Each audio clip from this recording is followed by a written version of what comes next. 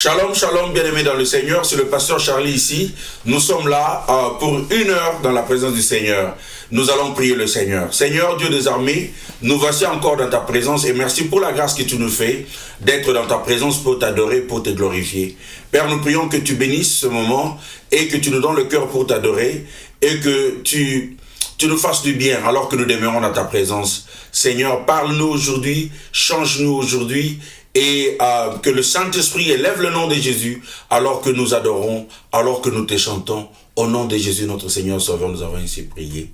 Amen. Amen. Amen. Je vous convie à un moment dans la présence du Seigneur, dans l'adoration. L'adoration, la Bible dit, notre Dieu siège au milieu des louanges de son peuple. Alors nous allons chanter pour le Seigneur, nous allons le glorifier. Utilise ta voix pour chanter pour le Seigneur. Chantons pour lui. Alléluia. Jésus le roi de rois, oh, alléluia. Jésus le roi de rois, le Seigneur de seigneurs.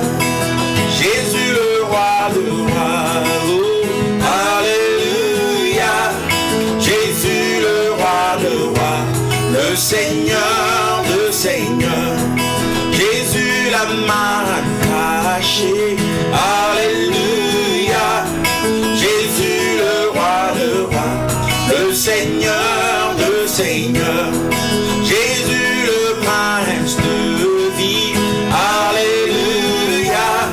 Jésus le roi de rois, le Seigneur de seigneurs. Jésus le prince de paix, alléluia. Jésus le prince de paix, le Seigneur de seigneurs. Comment ne pas t'adorer Jésus, alléluia. Jésus le roi de rois, le Seigneur de seigneurs.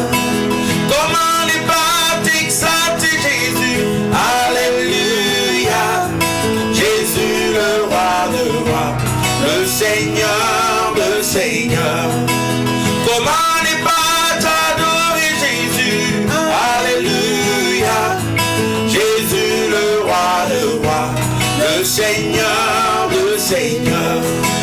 Comment ne pas t'élever mon roi, alléluia. Jésus le roi de rois, le Seigneur de seigneurs. Comment ne pas te chanter Jésus, alléluia. Jésus le roi de rois, le Seigneur de seigneurs. Comment ne pas t'honorer Jésus, alléluia. Jésus le roi de rois, le Seigneur des seigneurs. Oh, Jésus le roi de rois, oh, alléluia. Jésus le roi de rois, le Seigneur des seigneurs. Comment ne pas t'acclamer Jésus, alléluia. Acclamons pour Jésus, le roi de rois, le Seigneur de seigneurs. Comment ne pas acclamer Jésus, alléluia.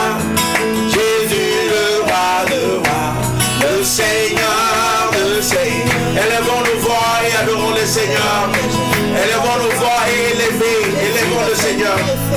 Alléluia. Jésus le roi de rois, le Seigneur de seigneurs. Tu es assis sur ton trône, Jésus. Tu es assis à la droite de Dieu le Père. Tu règnes dans le ciel. Tu règnes sur toutes choses.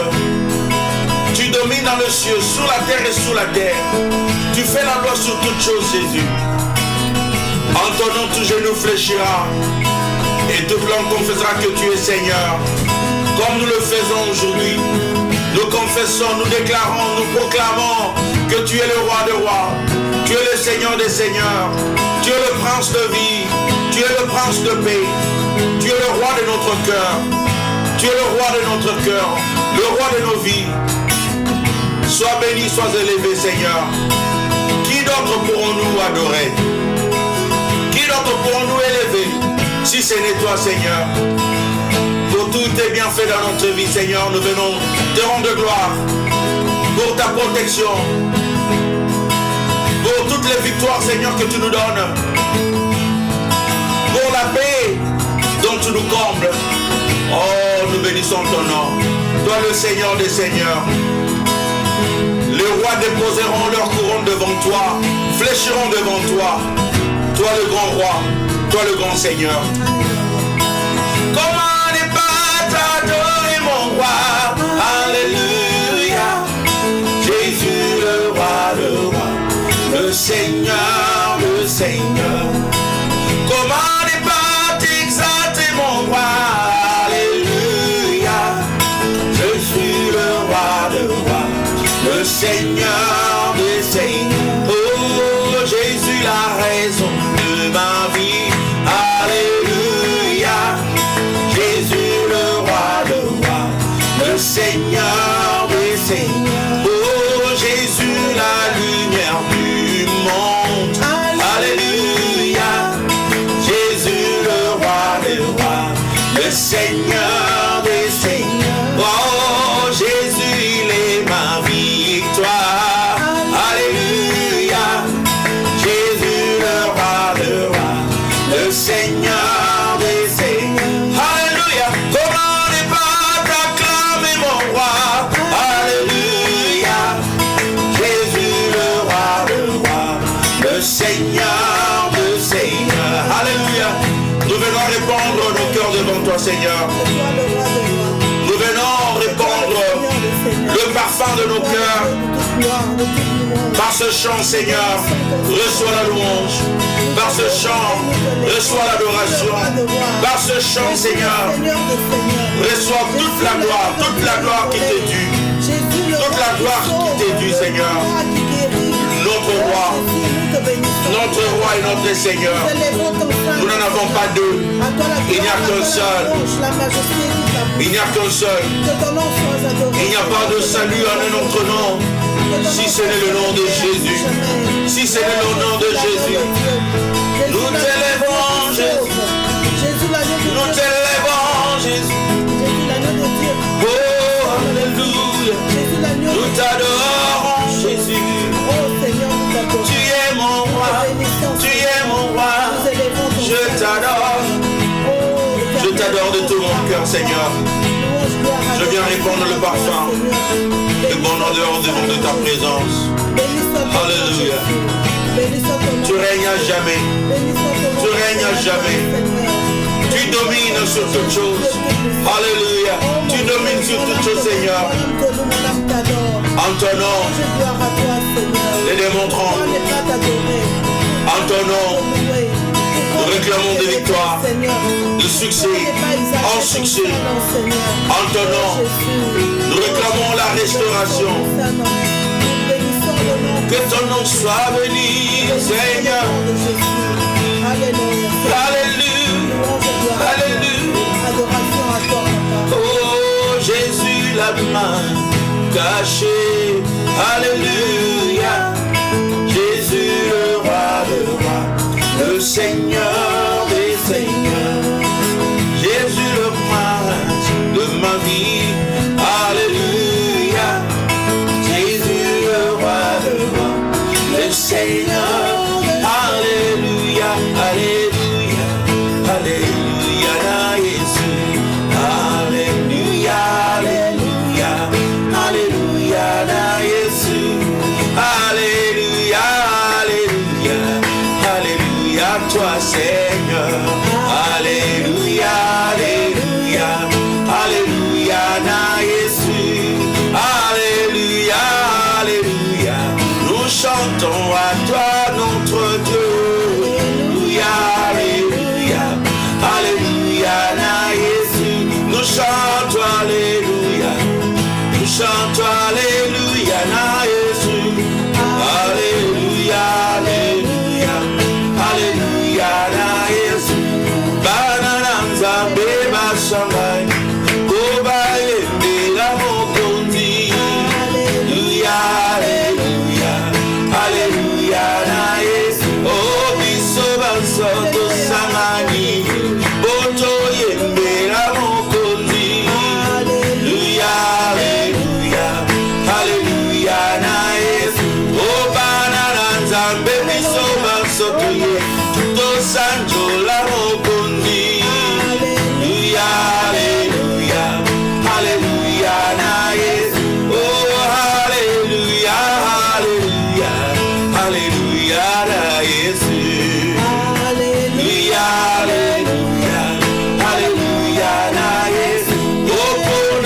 yo salelinga ngai na yembelise yo Alléluia Alléluia Alléluia na Yesu opona baporte nyonso fongoli ngai na yembela mokonzi Alléluia Alléluia Alléluia na Yesu apona guérison Alléluia ngai na yembela mokonzi Alléluia Alléluia Alléluia apona esengo chena motema ngai na yembela mokonzi Alléluia Alléluia Alléluia oh yemba Alléluia yemba Alléluia Alléluia Alléluia yemba Alléluia yemba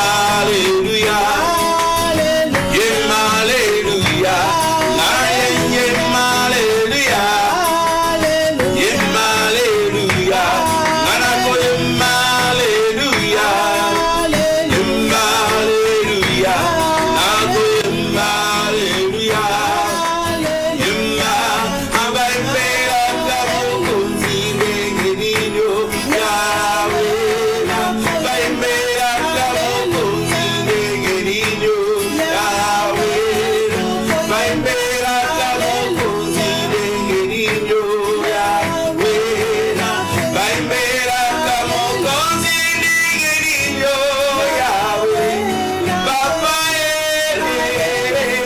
Alléluia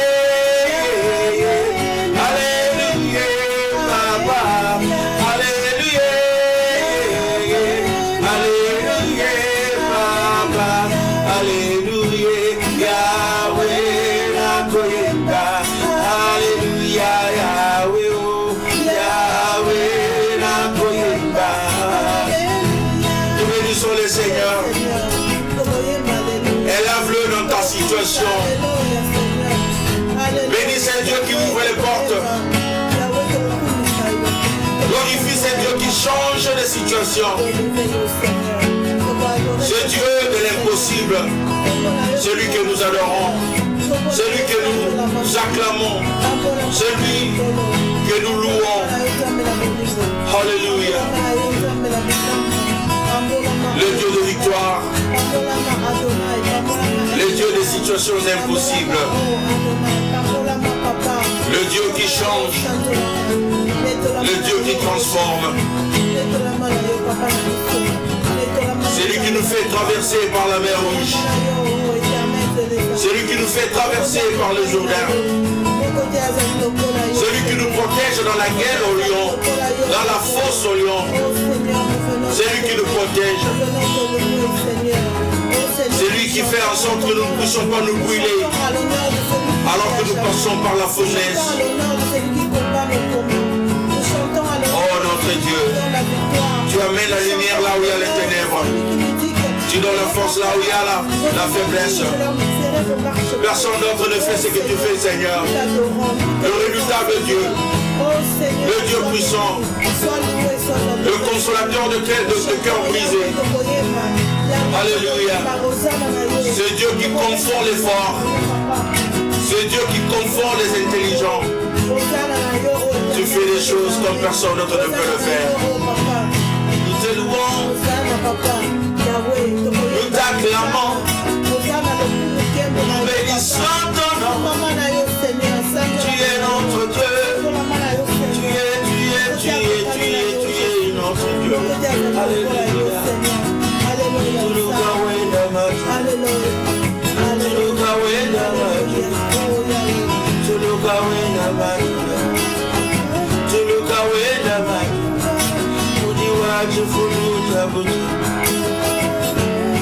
Alléluia, Papa. Alléluia. Alléluia, Papa. Alléluia, Chiro. Baimela kabo kodine denio. Oye bisanga na yembela kabo kodine denio. Kodo belanga na yemba denio.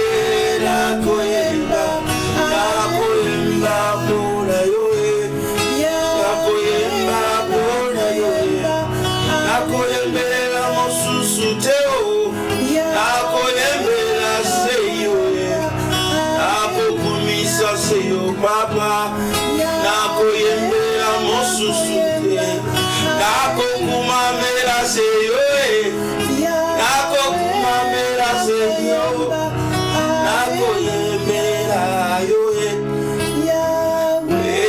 nakoyemba,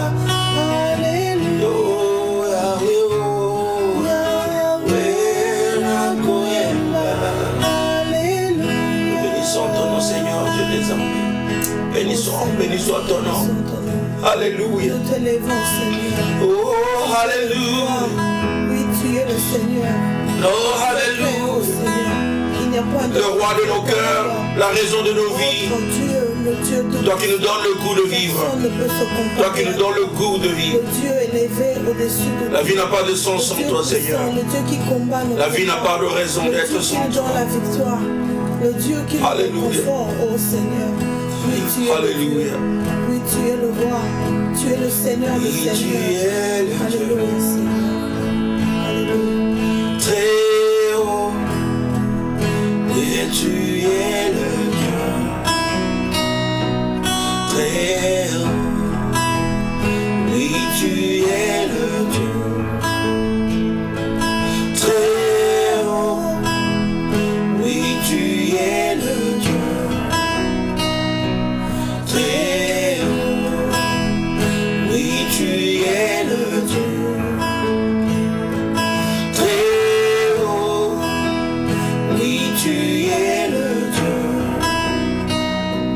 Très haut. Oui, tu es le Dieu. Oui, le Dieu très haut, tu es. Très haut.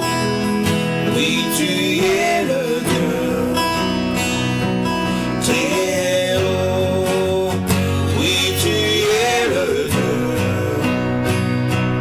Très haut.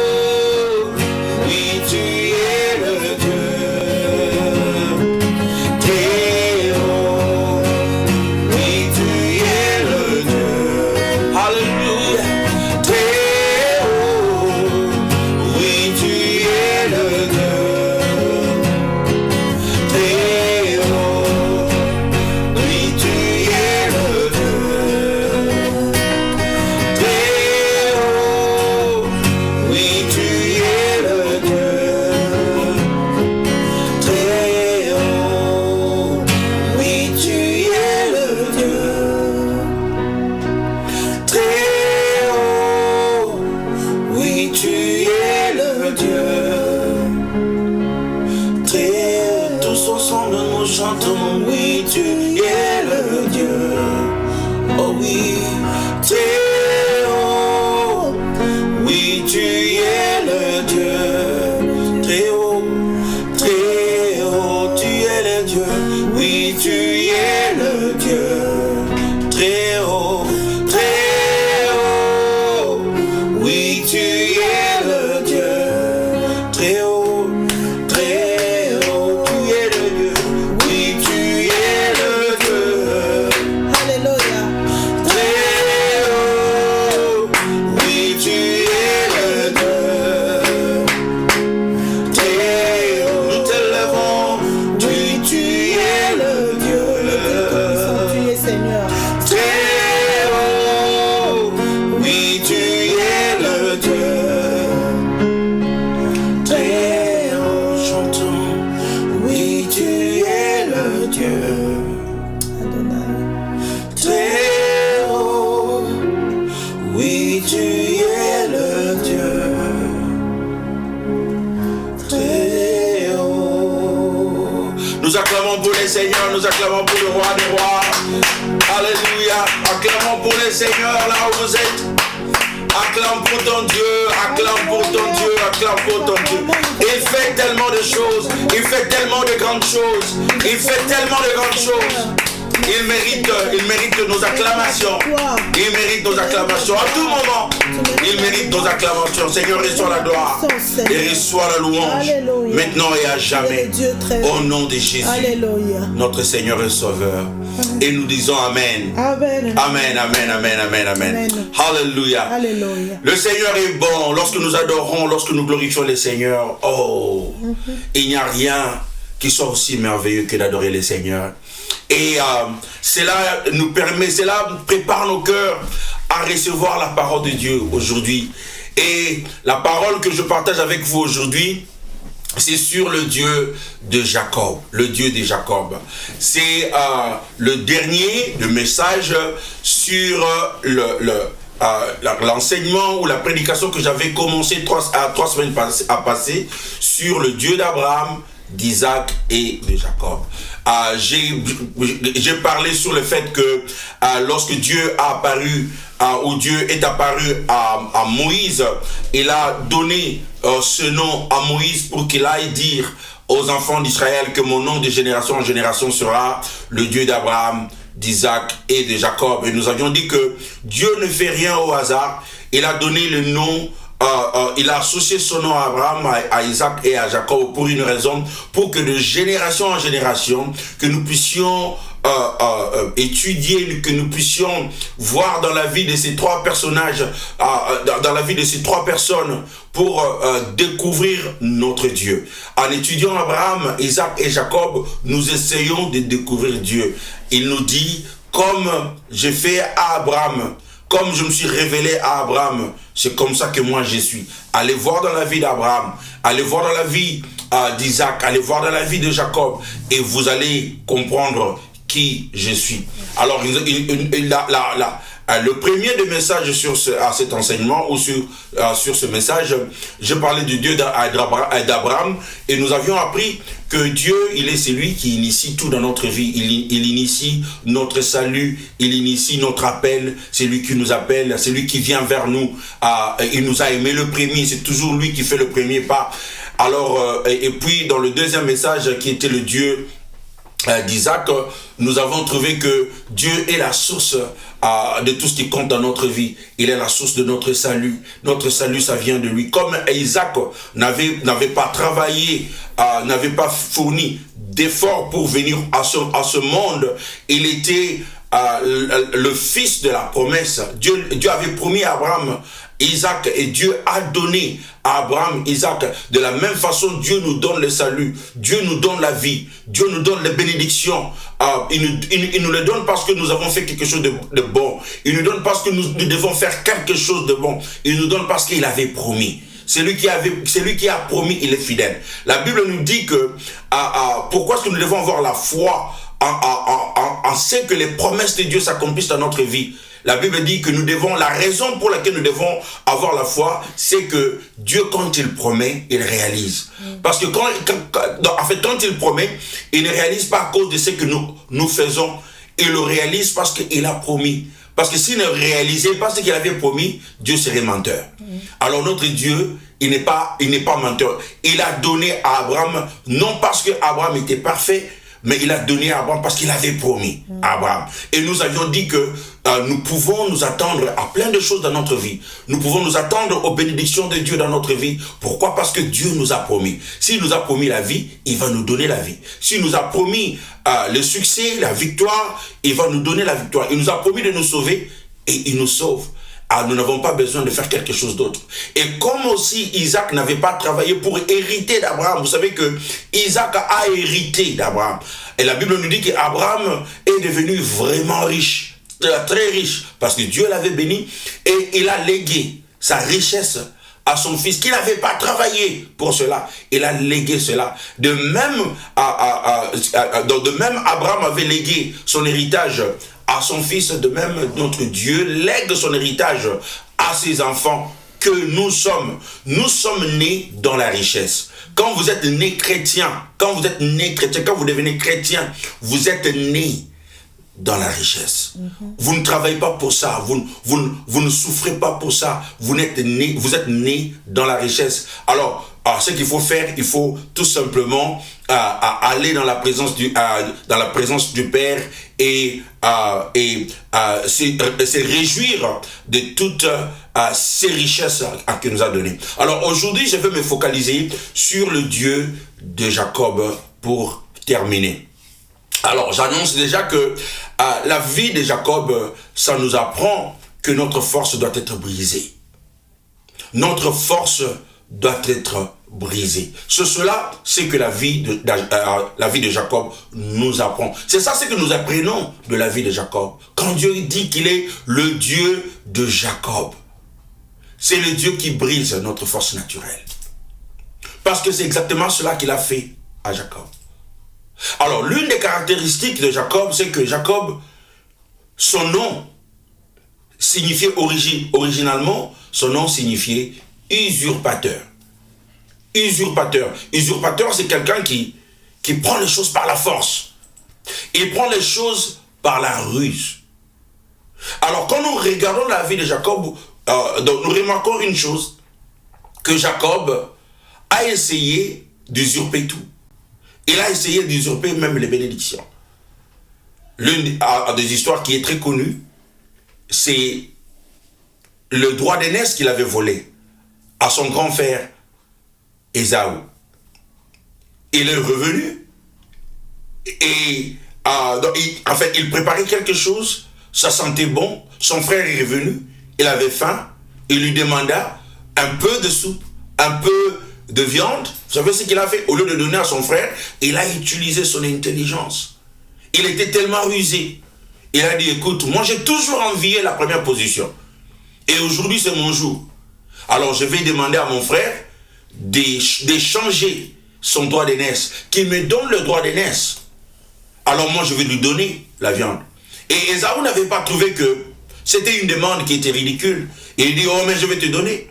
Donne-moi de la viande, donne-moi de la nourriture, j'ai faim, moi je vais manger. Et prends le droit d'aînesse parce que, peu importe. Et il a pris le droit d'aînesse.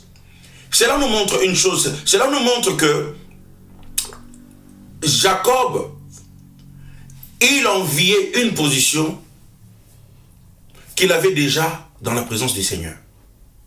Il enviait la première position alors que Dieu lui avait déjà promis la première position. Parce que la Bible nous dit que quand ils étaient encore dans le sein de leur mère, il a été prophétisé sur eux que le dernier ou le deuxième assujettira le premier. Jacob sera le premier. Jacob sera celui par lequel la nation d'Israël sera née. Alors ça a été prophétisé sur eux. C'était ça la volonté de Dieu. Et Jacob, quand il est né, il savait ce que Dieu avait planifié pour lui. Mais il ne pouvait pas comprendre qu'il était né, il n'était pas né le premier. Alors que c'est le premier, c'est par le premier que la promesse doit s'accomplir dans sa tête. Donc pour que la promesse s'accomplisse par lui, il devrait devenir le premier. Mais il ne comprenait pas comment Dieu agit. Dieu, c'est un Dieu de miracles. Notre Dieu ne suit pas les règles des hommes. Les hommes ont dit le droit d'aînesse. Mais Dieu a dit, peu importe, je peux choisir n'importe qui. Mais Jacob ne comprenait pas cela. Alors il a voulu usurper le droit par la force. Bien qu'il a été promis d'être le premier, lui, il a voulu le prendre par la force. C'est comme ça que ça se passe dans notre vie très souvent. Il y a des choses que Dieu nous a promises. Il y a des positions que Dieu nous a promises. Nous sommes conscients de cela. Nous savons que Dieu nous a promis ceci, cela. Mais nous utilisons la ruse. Nous utilisons notre intelligence naturelle. Nous utilisons notre force physique pour se l'arracher. Pour devenir ce que Dieu nous a toujours promis. Pour accomplir ce que Dieu nous a toujours promis.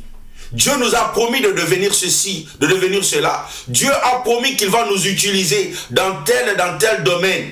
Alors nous le cherchons par la force, nous le cherchons par la ruse, nous complotons contre les autres. Nous essayons d'éliminer tout le monde sur notre chemin pour que nous y arrivons.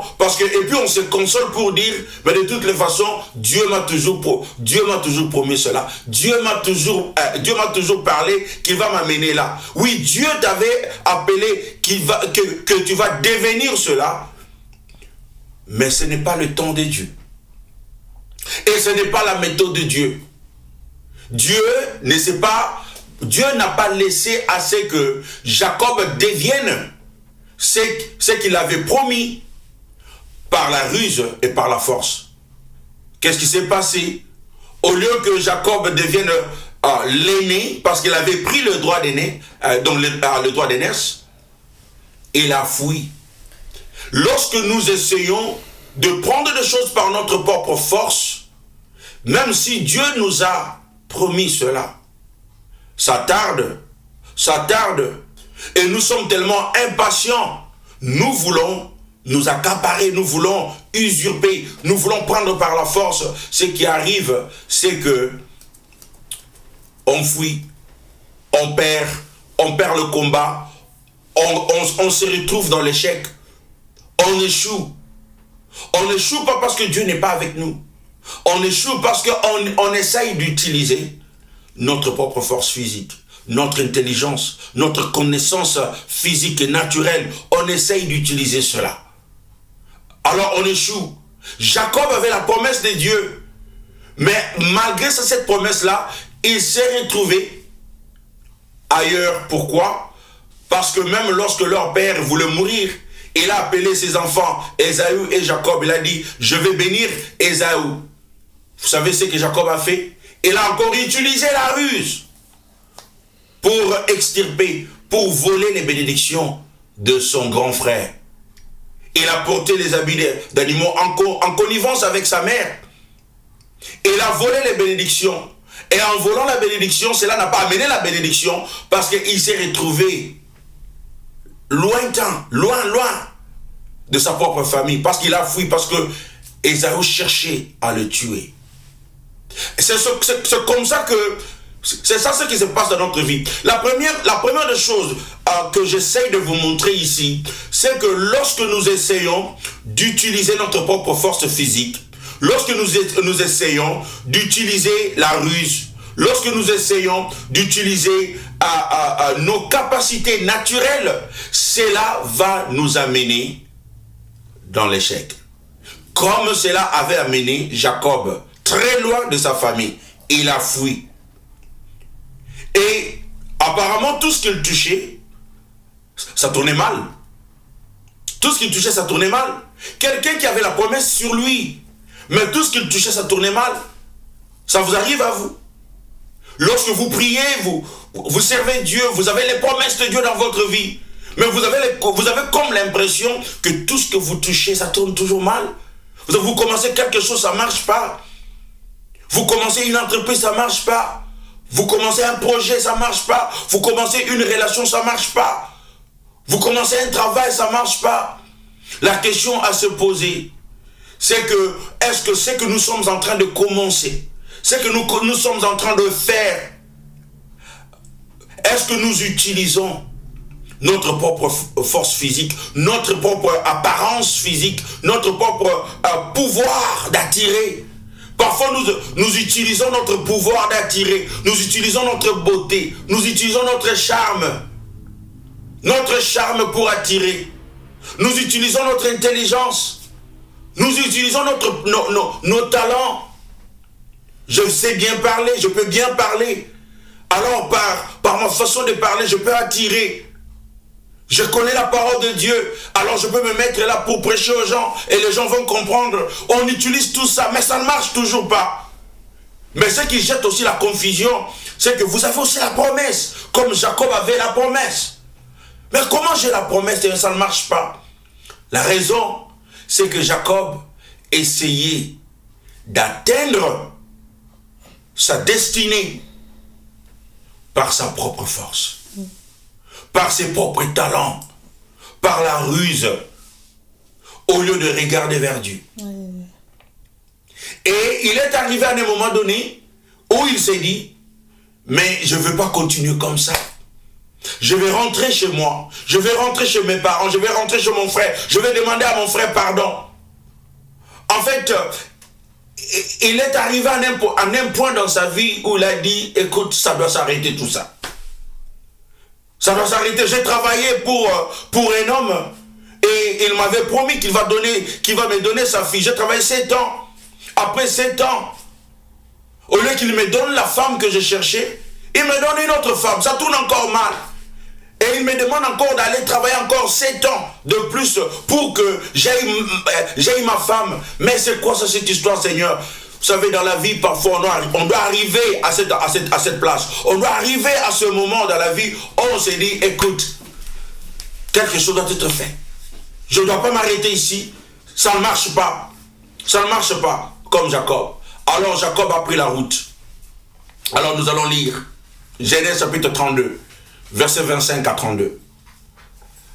Genèse chapitre 32, versets 25 à 32. Alors que Jacob allait sur le chemin pour rencontrer son frère, pour demander à son frère pardon, quelque chose s'est passé. Je lis au nom du Seigneur à partir de 25. Jacob resta seul. Alors un individu lutta avec lui jusqu'alors. Quand celui-ci vit qu'il n'arrivait pas à vaincre Jacob, il lui apporta un coup à l'articulation de la hanche qui se démit pendant qu'il luttait avec lui. Puis il dit à Jacob, « Laisse-moi partir car le jour se lève. » Mais Jacob répondit, « Je ne te laisserai pas aller avant que tu m'aies béni. »« Quel est ton nom ?» demanda l'individu. Jacob répondit-il, « Désormais, reprit l'autre, tu ne t'appelleras plus Jacob, mais Israël, qui signifie « il lutte avec Dieu ». Car tu as lutté avec Dieu et avec les hommes, et tu as vaincu. Jacob l'interrogea. « Je t'en prie, fais-moi connaître ton nom. Pourquoi me demandes-tu ton nom? En fait, pourquoi me demandes-tu mon nom? » lui répondit-il. Et il le bénit là. Jacob nomma ce lieu Péniel, qui signifie la face de Dieu. Car dit-il, j'ai vu Dieu face à face, et j'ai eu la vie sauve. Le soleil se leva, quand il passa le gué de Pénuel. Jacob boitait de la hanche. Il y a quelques leçons que nous voulons apprendre ici. Mais laisse-moi résumer ce texte. Jacob s'est fatigué de lutter et d'acquérir tout par la sueur, par la force. La bénédiction, il devait tromper son frère, il devait tromper son père, il devait travailler dur pour avoir sa femme.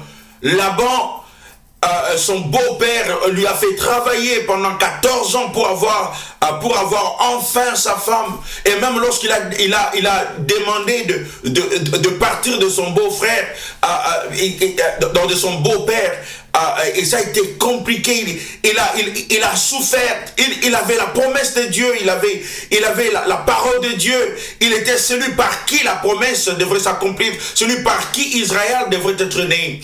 Mais ça ne marchait pas. Est-ce que c'est là votre cas? Est-ce que cela est votre situation?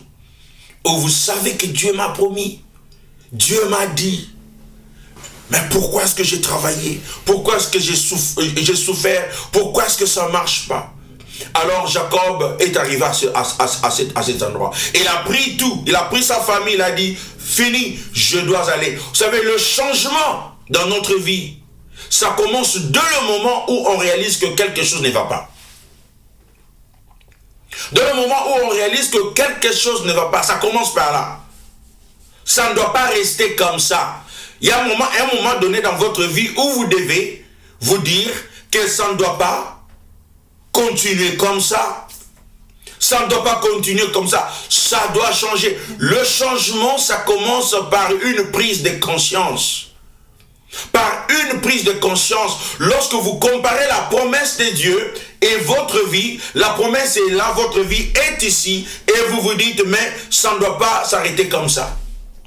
Je sais qu'il y a des gens qui vont à ceux qui ont écouté le message sur le Dieu d'Abraham, le Dieu d'Isaac, qui vont dire, mais il a dit qu'on ne doit pas souffrir, on ne doit pas travailler dur pour nos bénédictions. Ce message vient compléter tout ce qu'on a dit sur le Dieu d'Abraham, d'Isaac et de Jacob. Pourquoi? Parce que notre Dieu ne voulait pas que nous le connaissions seulement comme le Dieu d'Abraham. Il voulait que nous le connaissions comme le Dieu d'Abraham, d'Isaac et de Jacob, pour être complet dans la vie, dans la vie, pour que notre foi chrétienne soit complète. Nous devons avoir l'expérience de ces trois personnes. Alors aujourd'hui, c'est l'expérience de Jacob qui nous interpelle. Prise de conscience. la promesse de Dieu est là, ma vie est là. La promesse de Dieu est là, ma vie est là. Et Jacob s'est dit, non, ça ne doit pas s'arrêter comme ça. Je dois rentrer, je dois faire quelque chose. En fait, lorsqu'il a pris la décision de faire quelque chose, il ne savait pas ce qui pouvait se passer. Vous savez, dans sa tête même, il pensait que ça va se passer très mal. Parce que lui et son frère, ils ne se sont pas vus pendant des années. Et il ne savait pas comment est-ce que son frère va l'accueillir. Il s'attendait à ce que son frère soit fâché. Il s'attendait à ce que son frère soit encore rancunier, ainsi de suite. Donc il ne savait pas. Lorsque nous sommes conscients de notre situation, nous prenons la route de chercher la réconciliation, de chercher Dieu, même lorsque nous ne savons pas comment cela va se dérouler. Même lorsque nous ne savons pas comment cela va se passer. Je ne sais pas comment cela va se passer. Je ne sais pas si j'aurai ou j'aurai pas. Je ne sais pas si Dieu va me répondre ou pas. Je ne sais pas si Dieu va m'écouter ou non. Je ne sais pas si je vais mourir ou je vais survivre. Je ne sais pas comment ça va se passer, mais je ne reste pas chez Laban. Je ne reste pas là où je suis. Je ne reste pas au même endroit. Je vais chercher Dieu. Je vais chercher Dieu. C'est une démarche spirituelle dont on parle ici. C'est une démarche spirituelle. Aujourd'hui, nous n'allons pas se déplacer d'un lieu, d'une place géographique à une autre. Non, c'est une démarche spirituelle. Ça se passe dans l'esprit. Ça se passe en nous. Ça se passe à l'intérieur de nous. Lorsque nous arrivons à cet endroit-là et on se dit, on ne doit pas se contenter de ce qu'on a. On ne doit pas se contenter de là où nous sommes. On ne doit pas se contenter de tout cela. Je dois aller. Je dois chercher Dieu. Je dois chercher Dieu face à face. Alléluia. Quelqu'un m'a dit, moi je ne cherche pas. Un jour, on parlait avec la personne, je lui ai dit, il faut chercher Dieu. Il me dit, pasteur, moi je ne sais pas, moi je ne cherche pas seulement la face de Dieu. Je cherche même les pieds, je cherche même les pieds, les doigts, les yeux, je cherche tout. Donc, toute partie de Dieu, moi je veux toucher. Même si Dieu devrait me montrer seulement son derrière, moi je serai content. Je veux quelque chose. Je veux quelque chose. Voilà pourquoi cette femme qui avait le sang pendant des années, lorsqu'il a rencontré Jésus, elle ne s'est pas préoccupée de ce qui va se passer. Elle ne s'est pas préoccupée si Jésus va lui parler, Jésus va lui répondre, qu'est-ce que Jésus va dire, et elle ne s'est pas préoccupée de cela. Elle s'est seulement dit, si je touche seulement à une portion de son habit, ma vie va changer. Amen. Cet effort-là, c'est ça ce qu'on appelle une démarche spirituelle. Lorsque nous ne sommes pas paresseux spirituellement, mais lorsque nous prenons la décision d'entrer dans un processus spirituel, où on s'est dit, je ne dois pas m'arrêter ici, je ne dois pas me limiter ici, je ne dois pas être satisfait là où je suis, je dois aller en profondeur avec Dieu, je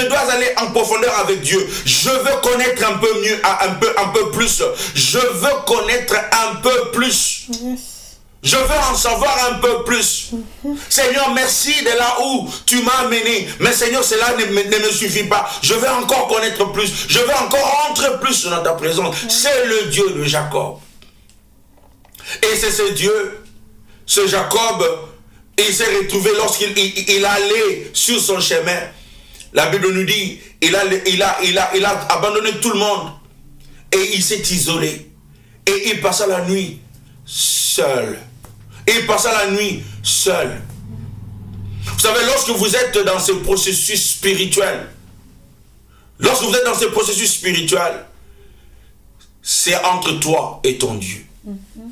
C'est pas entre Dieu et les autres, entre Dieu et les amis, ta femme, ta fiancée, ton fiancé. Lorsque vous entrez dans cette démarche, dans ce processus, vous laissez tout le monde de côté. Vous laissez tout le monde de côté. Vous leur dites, écoute, mes frères, mes soeurs, mon fiancé, ma fiancée, mes parents, je ne sais pas qui, donnez-moi le temps parce que je suis en train de passer par un processus spirituel. Ce qui nous manque très souvent, c'est que lorsque nous voulons rencontrer Dieu, nous voulons le faire avec les autres. Nous dépendons des autres. Quand je parle des autres, je ne parle pas seulement de païens. Nous dépendons des pasteurs, nous dépendons des prophètes, nous dépendons des serviteurs de Dieu, nous dépendons de ce frère, de cette sœur qui prie beaucoup, nous dépendons des programmes de l'Église, nous dépendons de l'intercession ou des intercessions de l'Église, nous dépendons de prières collectives. Non, non, non, non, ça c'est pas quelque chose de collectif, ça c'est quelque chose d'individuel. Ça c'est quelque chose d'individuel, jusqu'à ce que nous arrivions à cet endroit-là où nous sommes isolés, où nous sommes solitaires avec Dieu. Dieu ne nous parle pas. Dieu ne nous parle pas. Tous ces hommes qui ont connu un bouleversement dans leur vie, un bouleversement profond dans leur vie, ils sont passés par la solitude. Alléluia. Par la solitude qui se sont infligés pour le besoin de la solitude, que je ne veux pas des amis parce qu'ils m'ont déçu. Ça n'a rien à voir avec ça. Ça, on a tellement besoin de Dieu. On a tellement de questions à poser à Dieu. Tellement de questions. Quand vous regardez votre vie, quand vous regardez ce qui se passe dans votre vie, y a-t-il des questions? Non. Pourquoi on pose des questions là au pasteur? Comment on pose des questions là aux hommes? C'est vrai que Dieu peut parler au pasteur, Dieu peut parler, Dieu peut parler au prophète. Mais en fin de compte, il s'agit de toi et ton Dieu. Seul Jacob, il est resté. Il avait une troupe avec lui. Il avait une troupe, des centaines de gens. Mais il ne s'est pas préoccupé des centaines de gens. Ce qui nous trompe souvent et ce qui nous rend souvent ineffectifs, c'est lorsque nous nous fions au groupe, aux gens, au collectif. Mais la marche, le processus spirituel dont nous sommes en train de parler, le processus spirituel dans lequel Jacob était en train de passer, ce processus spirituel-là, ça demande à ce que tu sois seul. Il resta seul. Il resta seul. Il n'a parlé à personne. Il est resté seul. Ce n'est que lorsqu'il est resté seul que la Bible dit, et voici, un homme est venu. Un homme est venu. Cet homme-là, c'est un ange de l'Éternel. Cet homme-là, c'est Dieu lui-même qui est venu pour lui parler. Lorsque nous sommes seuls, c'est en ce moment-là que Dieu nous parle. Vous savez, Dieu nous parle et Dieu nous impacte de manière irréversible lorsque nous passons par la solitude. Lorsque nous passons par la solitude, nous apprenons des leçons qui nous serviront pour tout le reste de notre vie. Les leçons qui nous serviront pour le reste de notre vie. Et voilà pourquoi parfois le Seigneur permet à ce que les amis partent, les gens partent dans notre vie pour que nous puissions rester seuls. Mais très souvent, nous n'utilisons pas cette solitude-là à bon escient. Nous utilisons cette solitude en devenant amer. Mais Jacob, lorsqu'il était seul, Dieu est venu. Et il y avait la transformation dans sa vie. Vous savez, il a utilisé la même force qu'il utilisait toujours pour usurper les biens des autres, les bénédictions des autres. Parce que la Bible dit, il a combattu, il a lutté avec Dieu. Et il a utilisé la même chose. Vous savez, nous venons à Dieu comme nous sommes. Nous venons à Dieu avec nos talents, avec notre force physique. Il n'était pas spirituellement spécial ou exceptionnel. Il ne l'était pas. Il a utilisé ce qu'il a toujours connu. Il a utilisé tout ce qu'il a toujours su. La force. Bon, j'obtiens mes bénédictions par la force. Il a toujours utilisé ça. Mais la différence, cette fois-ci, il ne l'utilisait pas contre les hommes, mais il a utilisé ça contre Dieu. Et Dieu a aimé le fait que Jacob est venu à lui naturellement. Naturellement. Et c'est ça ce que notre Dieu nous demande. De venir à lui tel que nous sommes. Le Dieu de Jacob vous demande de venir à lui tel que vous êtes. Vous n'avez pas besoin de devenir parfait. Vous n'avez pas besoin de devenir saint. Vous n'avez pas besoin de devenir comme un prêtre. Vous avez juste besoin de venir tel que vous êtes. Voilà pourquoi Jacob a utilisé les mêmes ressources, la même force physique qu'il a utilisée contre Dieu. Et la Bible dit, quelque chose s'est passé. Dieu a brisé sa hanche. Dieu a brisé sa hanche. De telle manière que Jacob ne pouvait plus lutter. Il boitait.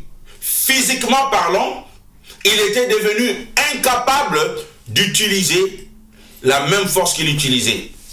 Dieu a pris sa force et il a brisé cette force-là.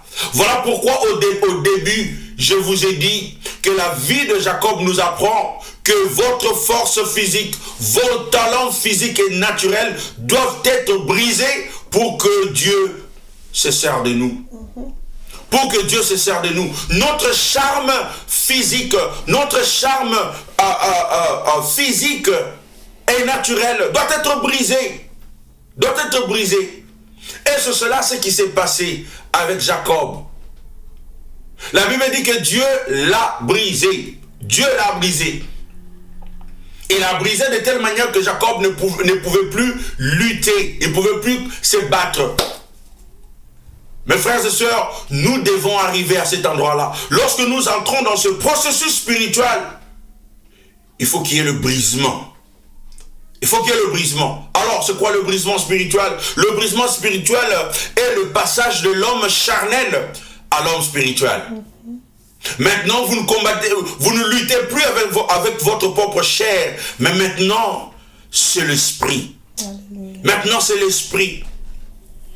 Vous savez, il y a des gens qui viennent à Dieu. Il y a des gens qui parlent de choses de Dieu. Il y a des gens qui aiment Dieu. Jacob connaissait Dieu. Il connaissait Dieu, mais il n'était pas brisé. Il y a des gens qui aiment Dieu. Sincèrement, ils aiment Dieu. Mais ils viennent à Dieu toujours avec leur propre force physique. Alors, avec leur talent. Quand vous discutez les paroles de Dieu, ces gens sont très forts. Ils connaissent les Écritures. Ils connaissent la Bible. Mais la Bible dit que la lettre tue. Mais c'est l'esprit qui vivifie. Alléluia. C'est l'esprit qui vivifie. On doit quitter de l'homme charnel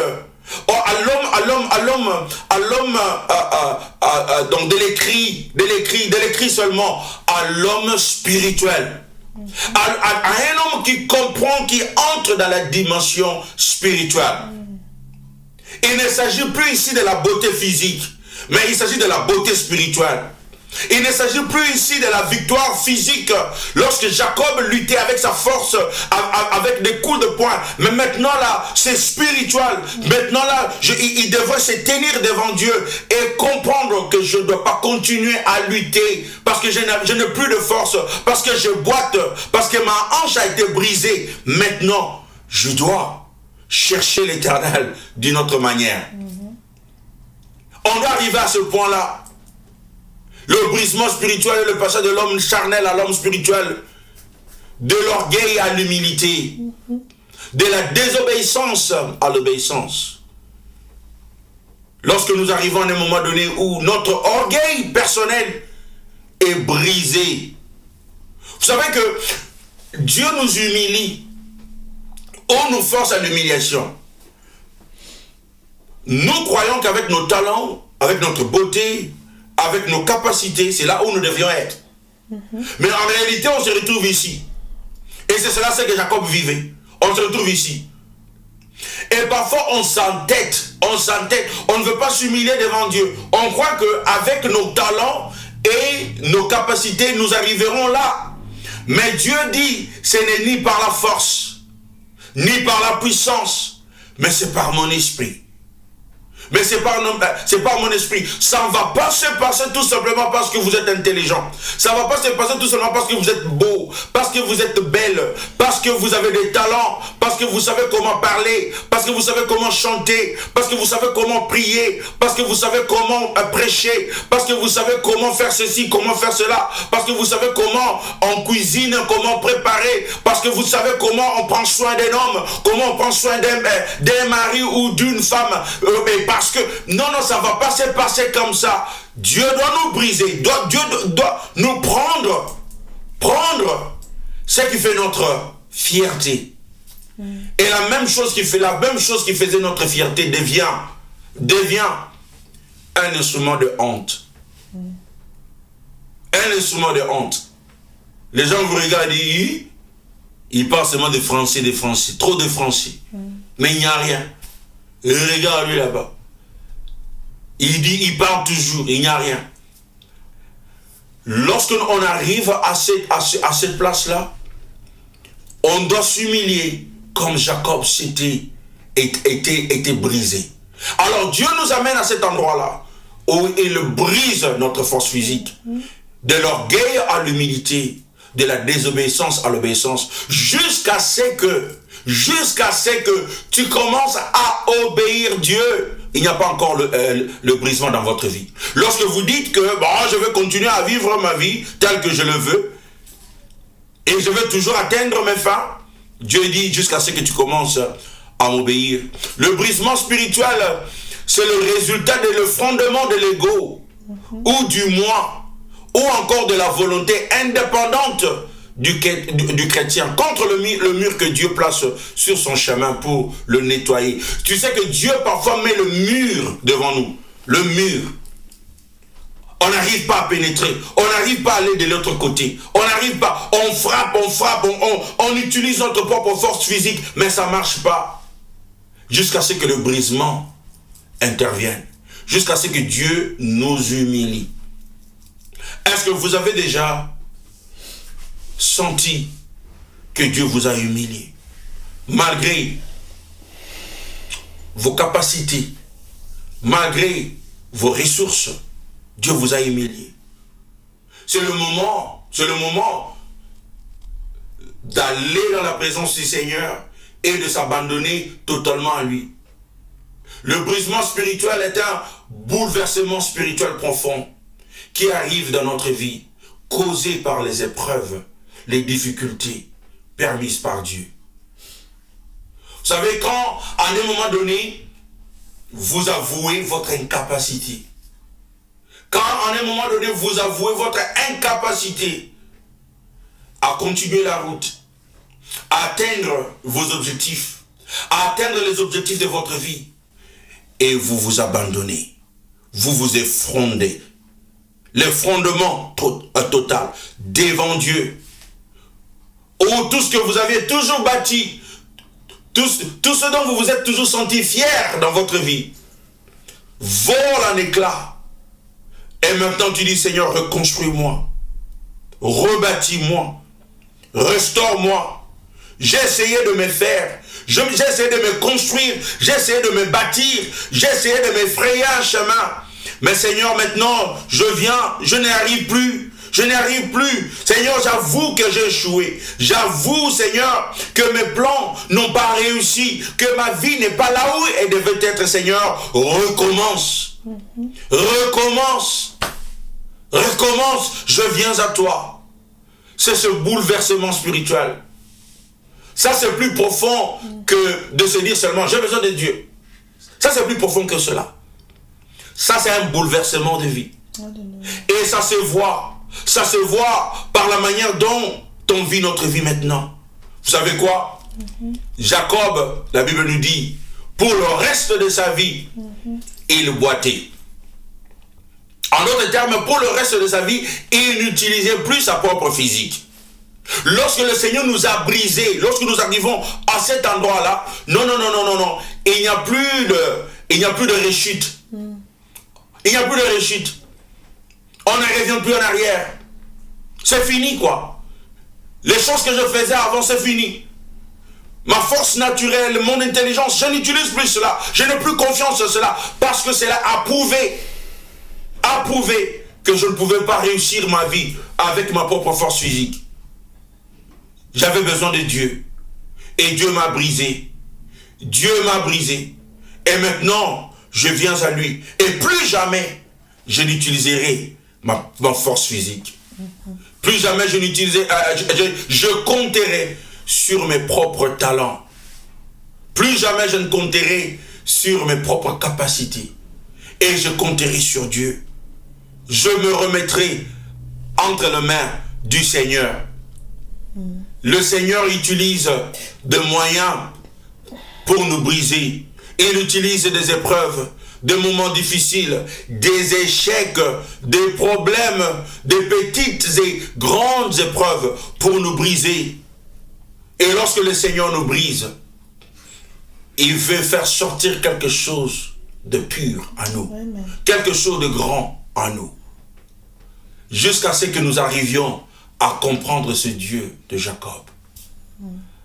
Alors nous continuerons toujours à lutter, comme Jacob a continué à lutter. Alléluia. Moi je prie le Seigneur que ce Dieu d'Abraham, ce Dieu d'Isaac, ce Dieu de Jacob, qui a associé son nom aux humains ordinaires comme nous, il voulait nous dire que vous aussi, je peux vous utiliser. Si seulement vous apprenez qui je suis au travers de ces hommes. Que le Seigneur nous bénisse. Que le Seigneur nous aide. Alléluia. À être et à le connaître comme le Dieu d'Abraham, Alléluia. d'Isaac et de Jacob. Que le Seigneur brise notre force physique. Que le Seigneur brise à tout ce que nous avons acquis de nous-mêmes pour qu'il reconstruise quelque chose de grand. Entrons dans ce processus spirituel et cherchons ce Dieu. Si vous êtes dans la même situation que Jacob, que le Seigneur vous bénisse. Au nom de Jésus. Amen. Amen. Et amen. Je vais prier pour vous. Seigneur, je prie pour mes frères, pour mes sœurs. Je prie pour tous ceux qui ont écouté cette parole aujourd'hui. Et tous ceux tous ceux qui ont un cœur contrit. Tous ceux qui se retrouvent dans la même situation que Jacob. Père, je prie pour qu'ils connaissent la même expérience de Dieu de Jacob. Alléluia. Seigneur, qu'ils reconnaissent que ce même Dieu qui a brisé Jacob, qui l'a rétabli, qui l'a restauré, que ce soit le même Dieu qui va restaurer la vie de tout un chacun, qui va rebâtir la vie de tout un chacun. Bénis ta parole. Alléluia. Et aide tous ceux qui te cherchent de tout leur cœur. Alléluia. Au nom de Jésus. Au nom de Jésus. Amen et amen. Amen. Amen. Nous allons vous retrouver la semaine prochaine, par la grâce de Dieu. En attendant, que le Seigneur vous garde. Partagez et continuez toujours à partager, parce que je crois de tout mon cœur que quelqu'un veut écouter, quelqu'un a besoin d'écouter ce message. Partagez. Et si vous ne vous êtes pas encore abonné sur notre chaîne YouTube, n'oubliez pas de vous abonner sur notre chaîne YouTube, qui est Pasteur Charlie Congolo. Que le Seigneur vous bénisse et à la prochaine.